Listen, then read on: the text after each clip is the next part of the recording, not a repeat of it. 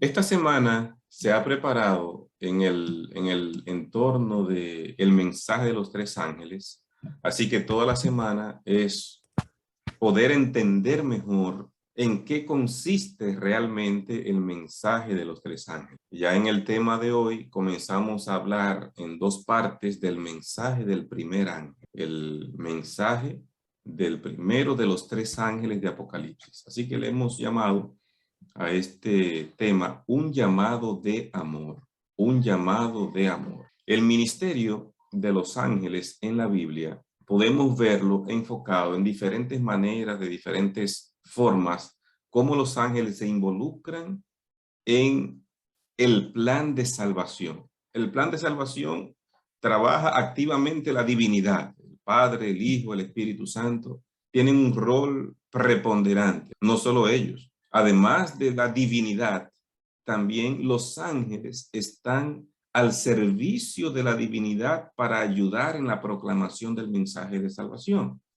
Podemos ver que los ángeles descendieron a la ciudad de Belén para proclamar las buenas nuevas del nacimiento del Salvador.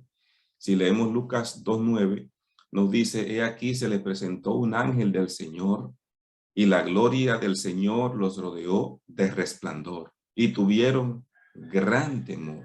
Pero el ángel les dijo: no temáis, porque aquí os doy nuevas de gran gozo, que será para todo el pueblo, que os ha nacido hoy en la ciudad de David un Salvador, que es Cristo el Señor. Los ángeles directamente fueron de un grupo de pastores para anunciar que había nacido el Salvador. Los estudiosos de Israel ni por enterados se daban de que había nacido el Salvador. El Señor había estado guiando a través de ángeles a un grupo de extranjeros que venían para traerle presentes al Señor, porque habían estado estudiando las profecías de Números que hablan acerca del nacimiento del Mesías y siguieron esa estrella. Y dice la inspiración profética que no era una estrella, que eran ángeles de Dios que iban guiando a esas personas. Eso está en el deseo de toda la gente. Eran ángeles de Dios que iban guiando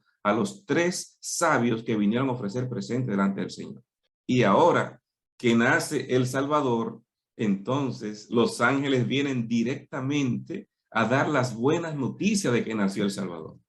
Así que aquí hay una acción directa de los ángeles de Dios en torno a celebrar que nació el Mesías prometido. Pero de lo que estamos hablando en Apocalipsis 14, 6 al 12, no son ángeles literales, sino ángeles humanos. Así que cuando vemos la primera venida de Cristo, lo que estamos viendo son ángeles reales. Pero cuando hablamos de Apocalipsis 14, 6 al 12, entonces somos tú y yo esos ángeles que Dios va a utilizar para que esos tres mensajes puedan llegar al mundo. Aunque la ilustración son tres ángeles dando un mensaje, la realidad es que esos ángeles representan a una iglesia proclamando un mensaje de salvación. Y esa iglesia es la iglesia remanente. Dentro de los mensajes de los tres ángeles de Apocalipsis 14, 6 al 12, el evangelio enmarca todo el libro. En el versículo 6, que es el verso inicial de nuestro estudio, dice que el ángel tiene el evangelio eterno. Se presenta de inmediato en el versículo 6. El evangelio eterno es el evangelio que tiene este ángel. O sea, es el mensaje que tiene esta iglesia, el evangelio eterno.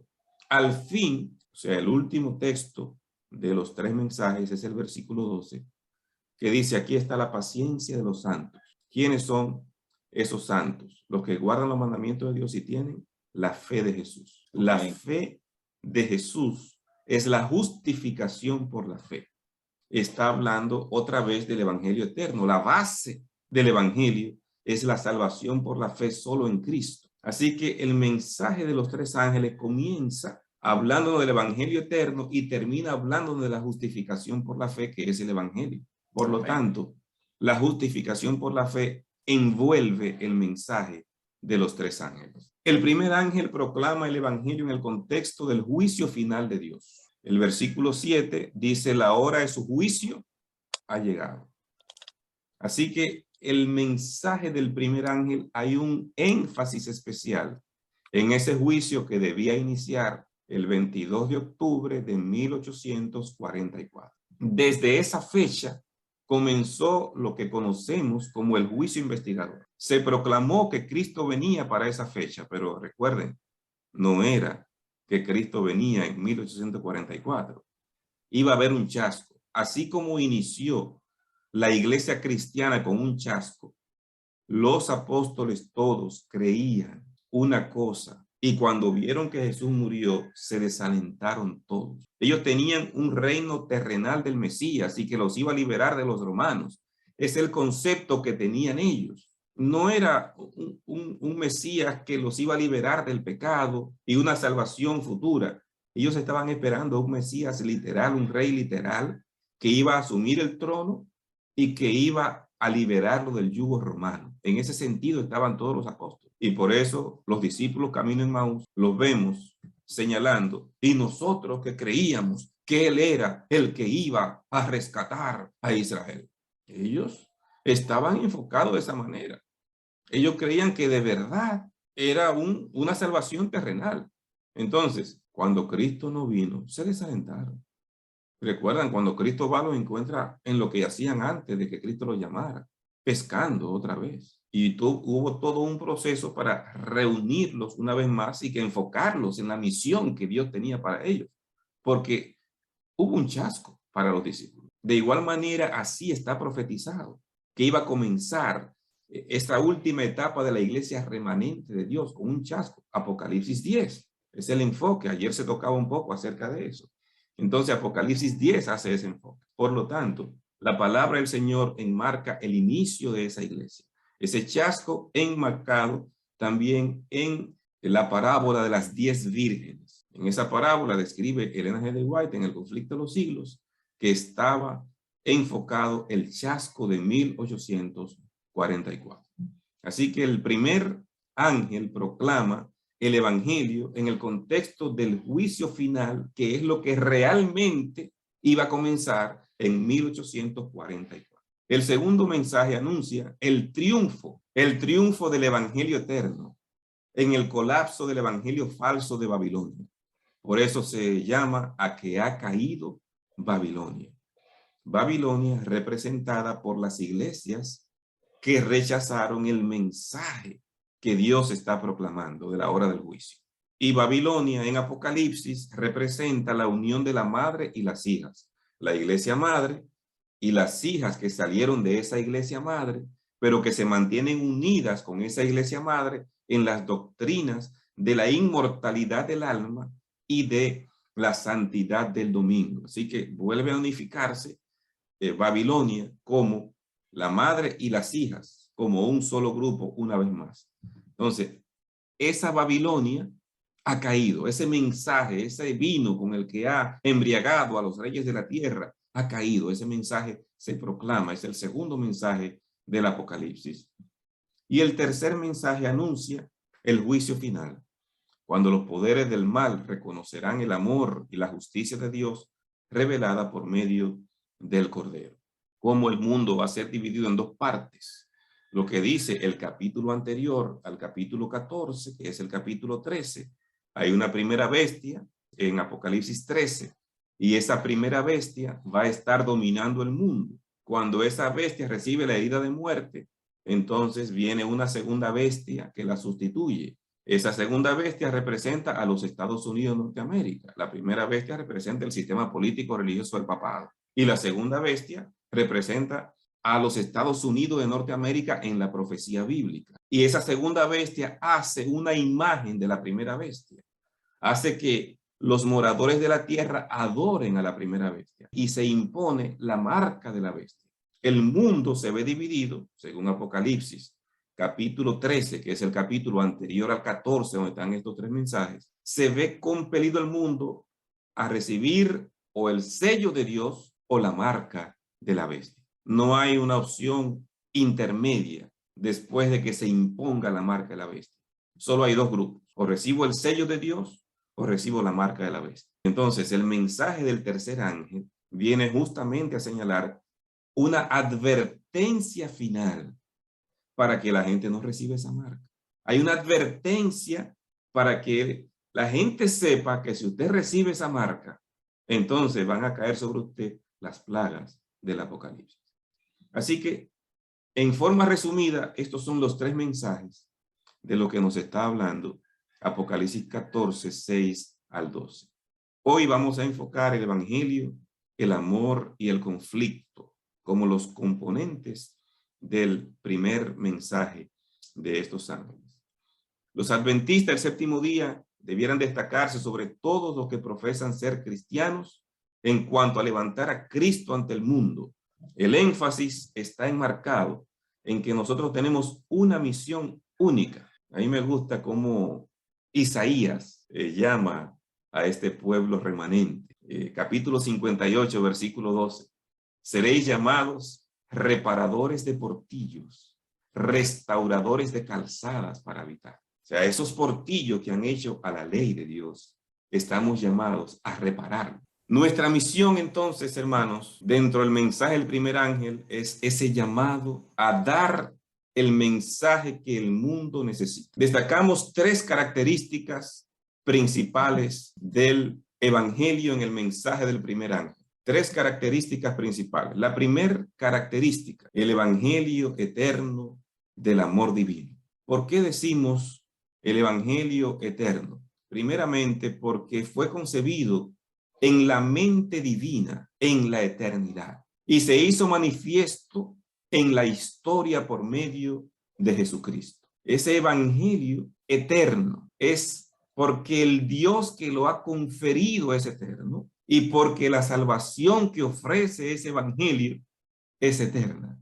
¿Qué abarca el evangelio eterno? En primer lugar, abarca la muerte sustitutiva de Cristo, el Cordero que fue inmolado. Cuando miramos Apocalipsis capítulo 4, vamos a ver a ese Cordero inmolado. Más adelante veremos algunos textos en esta dirección. Así que allí está enfocado. No estamos leyendo otro libro en este momento, estamos dentro de Apocalipsis. Dentro de Apocalipsis, que la gente ubica el libro de Apocalipsis como el libro de las bestias, y la gente se asusta y ve todas esas imágenes y cree que es un libro de oscuridad y de peligro, y mucha gente le teme al Apocalipsis.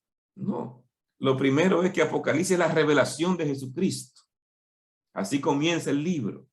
Y entonces dice el capítulo 4 que el Cordero se ve inmolado, o sea, muerto. En Apocalipsis 1:18 se ve al que estuvo muerto, pero es aquí que vive por los siglos. O sea, se ve la resurrección de ese que murió. En Apocalipsis capítulo 12, versículo 5, se nos presenta que ese hijo que nace de la mujer fue arrebatado para Dios y para su trono. Una expresión que simboliza la ascensión de Cristo. En el capítulo 4 y el capítulo 5 se nos habla de la entronización de ese Cordero que fue inmolado. Y se nos presenta en esos capítulos al cielo, los habitantes de la patria celestial, rindiendo alabanza, adoración, honor y gloria al Cordero. Así se nos presentan esos dos maravillosos capítulos de Apocalipsis. En el capítulo 8, versos 3 y 4, se nos presenta la obra de mediación en el cielo. Se ve a ese Cristo como está en el altar del incienso, allí recibiendo las oraciones de los santos. El tema de las trompetas nos ubica en el lugar santo del santuario celestial. Allí comienzan las trompetas del Apocalipsis. Entonces, la obra de la mediación de Cristo en el cielo está enfocando esas primeras trompetas. Allí comienza esa obra. Por lo tanto, cuando estamos mirando lo que dice Apocalipsis, fíjense los temas que está tratando. La muerte sustitutiva de Cristo, la resurrección, la ascensión, la entronización de Cristo para la adoración celestial, la mediación de Cristo en el santuario celestial. Número 6, la hora de juzgar a los malvados, porque el juicio es parte del evangelio eterno. Así lo presenta Apocalipsis 19. De hecho, Apocalipsis 19 es posiblemente uno de los capítulos más fuertes donde se enfoca el castigo final de Dios. Es un capítulo amplio sobre el tema del juicio final de Dios. Es cuando el Señor dice que hay otra cena, además de la cena de la boda del Cordero, hay una cena que se llama la cena de las aves. ¿Y de qué van a comer las aves? De los que rechazaron el evangelio eterno. Esas aves están invitadas a cenar con esos que rechazaron el evangelio eterno. Todo es un símbolo, claro, no son aves literales, pero está enmarcando ese capítulo 19 que solo hay dos cenas. El que no participa en la cena de la boda del Cordero participa de la otra cena, de la cena de las aves. O sea, los que rechazaron el evangelio van finalmente a tener que perecer, final y definitivamente. Y Apocalipsis también nos presenta el regreso en gloria de Cristo para la consumación de la salvación de su pueblo. Todos estos temas que estamos viendo son el evangelio. Esos 7 puntos son el evangelio eterno. Y esos 7 puntos lo estamos viendo no en los evangelios. No estamos citando en estos 7 puntos a Mateo, ni a Marcos, ni a Lucas, ni a Juan. En estos 7 puntos estamos citando solamente Apocalipsis.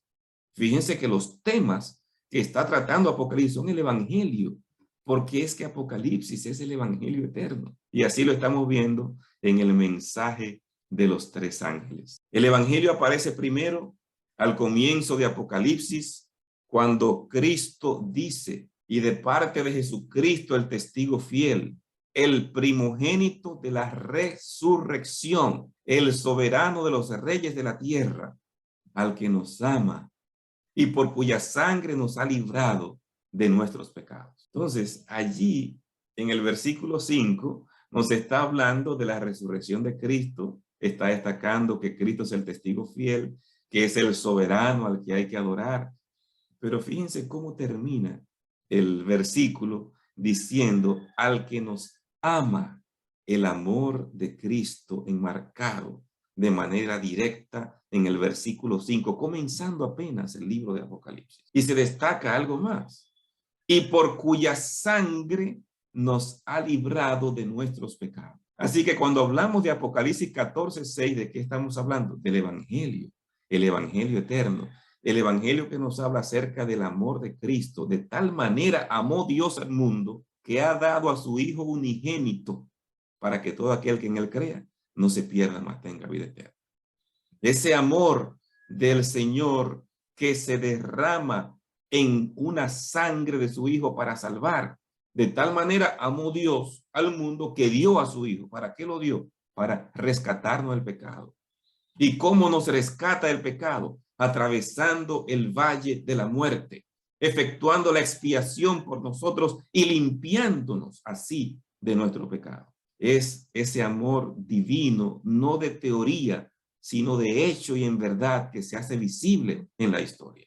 Y en ese versículo que acabamos de leer, el versículo 5, en esta versión que utilizamos, se destaca en presente al que nos ama. Hay otras versiones que quizás el traductor colocó al que nos amó, pero en esta versión que he colocado allí, que el autor usa en este tema, está en presente justamente, la versión Reina Valera antigua. O sea, al que nos ama, lo está colocando en presente, porque esa conjugación nos está hablando que ese amor de Dios es eterno, no se quedó en el tiempo, no fue que nos amó. Si yo digo al que nos amó, como que lo estoy dejando en el pasado. Es ese que me amó, que me ama y me sigue amando. Esa conjugación que nos habla de un hecho de Dios en el pasado, pero que sigue haciendo lo mismo en el hoy, en el ahora, en el presente. El que nos ha librado, me libró ayer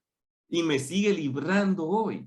Ese sacrificio expiatorio de Cristo que quebrantó el poder del pecado y que nos libró.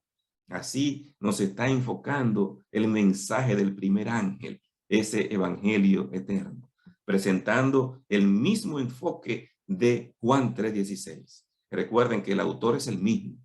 El autor del Apocalipsis es el mismo autor del Evangelio de Juan. El punto número 2 del mensaje del primer ángel es el Cordero y el Evangelio. Sin embargo, es la figura del Cordero inmolado lo que domina el mensaje salvífico de Apocalipsis. Su primera aparición en el libro es dramática y poderosa. Dios está sentado en un trono majestuoso, con un libro sellado en la mano que solo podía ser abierto por el Cordero inmolado.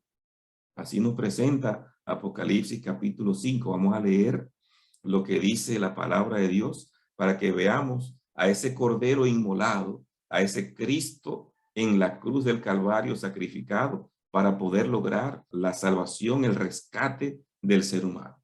Leemos. Y vi en la mano derecha del que estaba sentado en el trono un libro escrito por dentro y por fuera, sellado con 7 sellos. También vi a un ángel poderoso que proclamaba a gran voz: ¿quién es digno de romper los sellos y de abrir el rollo? Pero ni en el cielo, ni en la tierra, ni debajo de la tierra hubo nadie capaz de abrirlo, ni de examinar su contenido. Ni en el cielo, ni en la tierra, ni debajo de la tierra, está diciendo el versículo 3, se encuentra nadie capaz de abrir este libro con los 7 sellos. Lloraba yo mucho porque no se había encontrado a nadie que fuera digno de abrir el rollo ni de examinar su contenido. Uno de los ancianos me dijo: deja de llorar, porque ya el león de la tribu de Judá, la raíz de David, ha vencido. Él sí puede abrir el rollo y sus 7 sellos. Qué buena noticia recibe Juan entonces.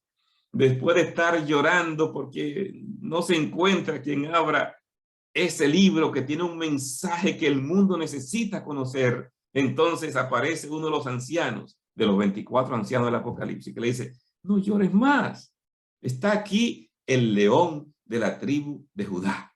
Ese es el que ha vencido.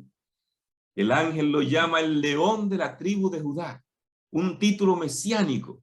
Pero cuando Juan se vuelve para mirar al león, en vez de ver a un león, lo que ve es un cordero que está de pie y se ve sacrificado. Juan está buscando al león que le han dicho, pero no es un león lo que él ve, es un cordero crucificado.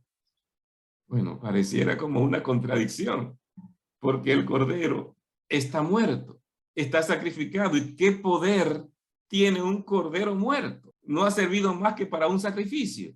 ¿Qué poder tiene un cordero cuando es uno de los animales más nobles que existen en el planeta?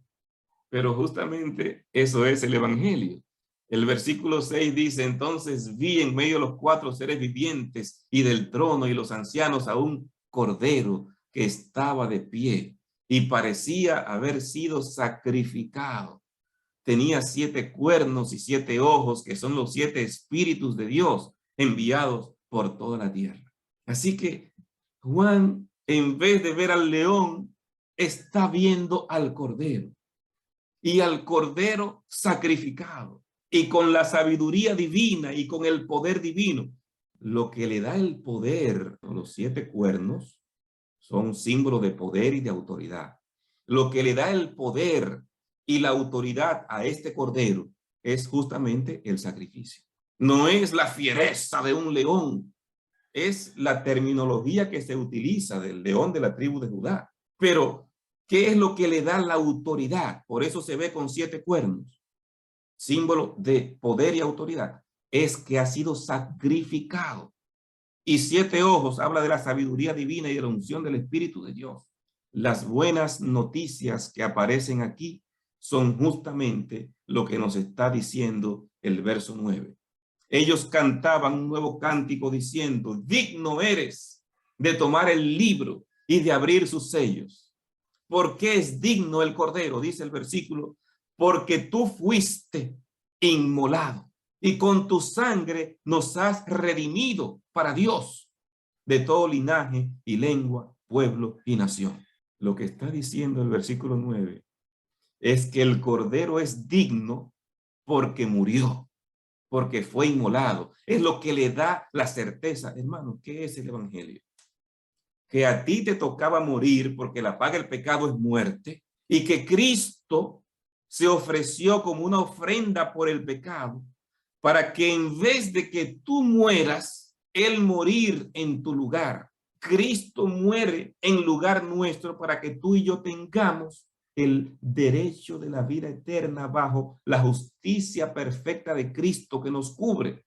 Cuando el Padre me mira ahora, no me ve en mi pecado, sino que me ve cubierto con el manto de la justicia perfecta de Cristo. Eso es el evangelio, es lo que está diciendo Apocalipsis 5. Y si ustedes notan bien el verso 5, hay un lenguaje que se parece al mensaje del primer ángel. El evangelio eterno está dado para que sea llevado a todo pueblo, linaje, lengua, nación. El mismo enfoque que está haciendo aquí cuando habla del cordero que fue inmolado. Está hablándonos el capítulo 5 de la muerte sustitutiva de Cristo para redimirnos del pecado. Ese es el evangelio que tenemos que proclamar, el mensaje de la justificación por la fe. Eso es parte integral, fundamental del evangelio eterno que tenemos que darle a este mundo.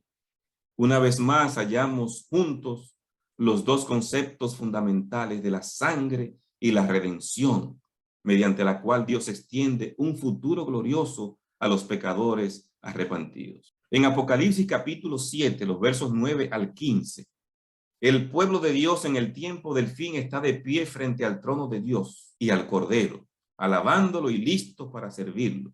Recuerden que Apocalipsis 7 presenta a quién va a poder estar en pie. El capítulo 6 de Apocalipsis termina con una pregunta. Esos que no soportan la venida de Cristo dicen, porque ha llegado el gran día de su ira, ¿y quién podrá estar en pie? Desesperados preguntan, ¿quién podrá estar en pie en este día?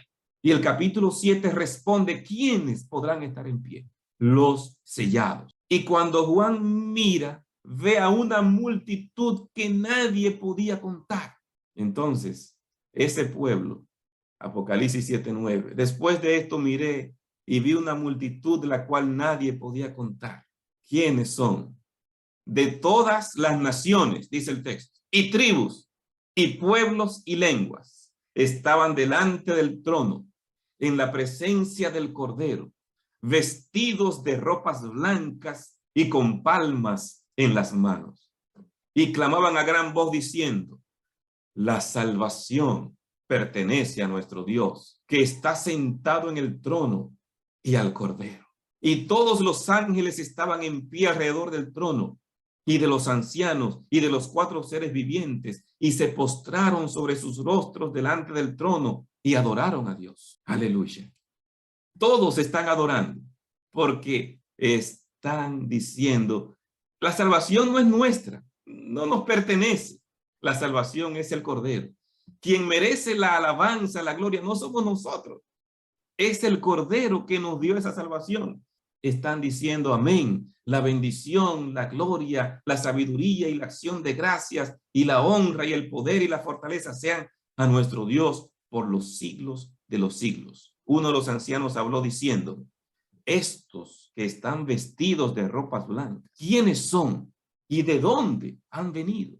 ¿Quiénes son estos? Y yo le dije, Señor, tú lo sabes. Y él me dijo, estos son los que han salido de la gran tribulación y han lavado sus ropas y las han emblanquecido en la sangre del Cordero. Miren lo lindo de lo que están diciendo este anciano. Está diciendo, mira, estos que tú ves que han sido salvados son los que han lavado sus ropas y las han emblanquecido en la sangre del Cordero. ¿Qué es lo que les da derecho de estar aquí? ¿Por qué están salvados hoy? Porque han lavado sus ropas en la sangre del Cordero.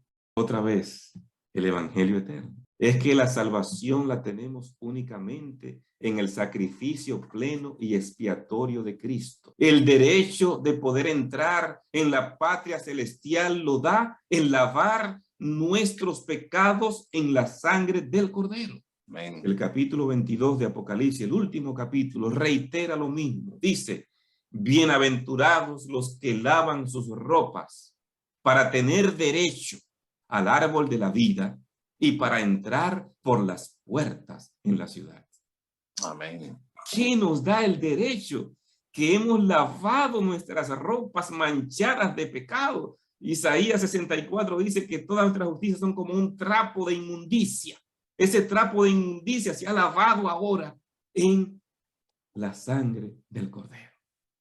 Y como han lavado sus ropas en la sangre del Cordero, tienen ahora derecho al árbol de la vida y pueden entrar por las puertas de la ciudad. Y por eso están delante del trono, reitera el capítulo 7, y le sirven día y noche en su templo, y el que está sentado sobre el trono extenderá su tabernáculo sobre ellos. Ese mensaje del primer ángel está enfocando, hermanos, justamente que esos que serán salvos, lo serán porque están aceptando el evangelio eterno. Pero hay un aspecto más en el mensaje del primer ángel que destaca el evangelio eterno, que es un conflicto inminente, que no se puede soslayar la importancia que tiene. La proclamación del evangelio se produce en un contexto de conflicto. Es parte de una historia de rebelión que se originó en el cielo, Apocalipsis capítulo 2.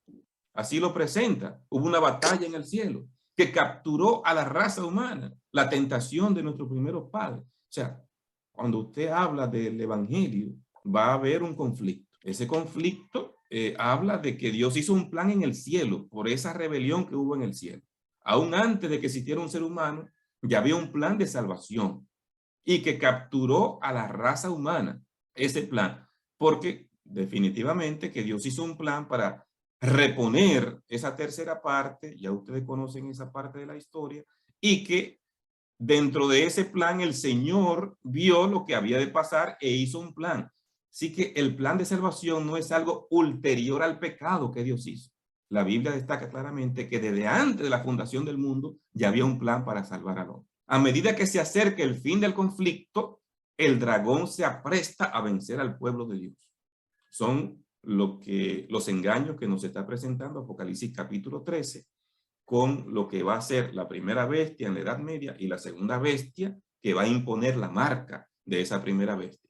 Se va a unificar el cristianismo, pero ese cristianismo apóstata que ha dejado la verdad de Dios y que se ha unido otra vez, como fue en la Edad Media, y mediante tres espíritus a manera de rana que narra Apocalipsis 16, se va a hacer la triple alianza para obtener el apoyo de los reyes de la tierra. Se une entonces el mal para, bajo una falsificación del mensaje de los tres ángeles, la triple alianza. Se van a unir el catolicismo, el protestantismo apóstata y el espiritismo. Se van a unir para lograr el apoyo de todos los reyes de la tierra para combatir al pueblo fiel de Dios. Así que hay un conflicto final inminente que destaca el mensaje de los tres ángeles. Al mismo tiempo, mediante los mensajes de los tres ángeles, Dios está reuniendo a su pueblo del tiempo del fin, de toda nación, tribu, lengua y pueblo, preparándolos para el regreso de Cristo. En este conflicto final, la victoria es posible solo mediante la sangre del Cordero. No va a mandar Dios un rayo para acabar con los enemigos. O sea, Dios va a vencer como siempre ha vencido. Y después de que todo el mundo tome una decisión final y ya no haya más opción, entonces vienen las 7 postreras plagas. Cuando hablamos del evangelio eterno, estamos hablando de ese mensaje que presenta esta iglesia final de la historia de este mundo. Esa iglesia remanente que Dios llama. Representan a los que reciben la verdad y presentan el evangelio al mundo, pero no con su propio poder, con el poder del Espíritu Santo, porque allí viene la unción que Dios hace a ese pueblo final para que dé ese mensaje final. Esa unción que hace el Espíritu de Dios. Entonces, estamos revelando aquí el centro del mensaje adventista. El mensaje adventista tiene que proclamar el evangelio eterno. Ese evangelio eterno está en un ambiente del conflicto entre el bien y el mal, y la humanidad va a ser confrontada a quién servir, si a Dios o a la bestia. Tenemos que proclamar ese mensaje porque Dios nos ha llamado a nosotros a proclamar ese mensaje. No son ángeles literales los que van a bajar. Somos tú y yo los instrumentos de Dios para que el mundo conozca este evangelio eterno. Amén. La pregunta es, ¿estamos prestos para ir? La palabra del Señor, en Mateo 24:14, será predicado este evangelio del reino en todo el mundo por testimonio a todos los gentiles y entonces vendrá el fin. Hasta que no se proclame el evangelio eterno, no viene el fin. Dios cuenta contigo para completar su obra. Dios cuenta conmigo para que la gente conozca y escuche este evangelio del reino que es el evangelio eterno. Yo quiero ser parte de los actores que estarán proclamando este evangelio eterno. ¿Quieres también Gloria a ser Dios. parte de este grupo? ¿Quieres levantar tu mano y decirle, Señor, yo iré? Que Dios te llene con su espíritu, que Dios te use con poder y que seas parte de quienes proclamemos este evangelio eterno en este tiempo final. Bendiciones.